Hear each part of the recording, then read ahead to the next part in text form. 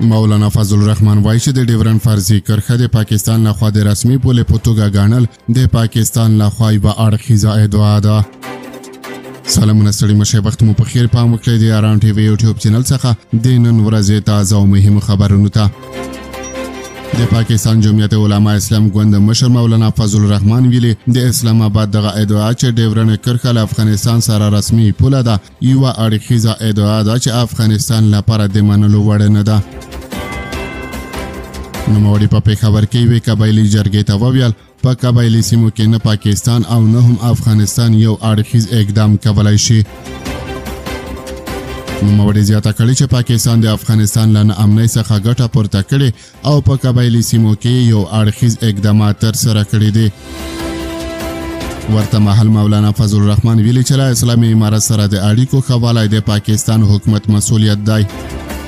د پاکستان د جمعیت علما اسلام ګوند مشر مولانا فضل الرحمن وایي چې له اسلامي امارت سره د ښو اړیکو جوړول د پاکستان د حکومت مسؤلیت دی، نه د شخصي ګوندونو یا ډلو. نوموړي دغه څرګندونې د پښتونخوا په 400 ولسوالۍ کې د یوې خبري غونډې پر مهال کړې دي.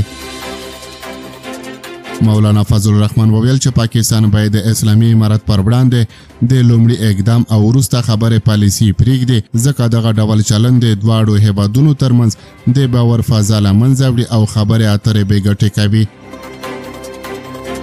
مولانا فضل الرحمن په دې اړه وویل موږ له افغانستان سره لومړي عملیات کوو، وروسته خبرې اترې پیلوو چې دا ستره تېروتنه ده، ځکه له دې سره فاصلې پیدا کیږي او د تفاهم فضا له منځه ځي.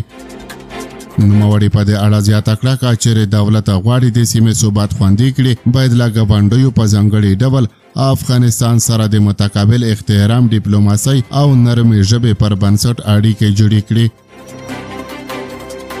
مولانا فضل الرحمن ټینګار وکړ چې د اسلامي امارت پر وړاندې د سختو اقداماتو تګلاره تل د تاوتریخوالي، بې باورۍ او ناکامو مذاکراتو سبب شوې ده.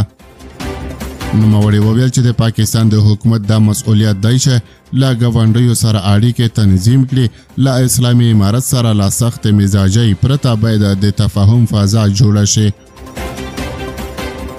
مولانا فضل الرحمن د پاکستان حکومت له اړوندو ادارو وغوښتل چې د بهراني سیاست مسؤلیت باید له احساس، تدبیر او حکمت څخه کار واخلي تر څو د سیمې ثبات ته تاوان ونه رسیږي.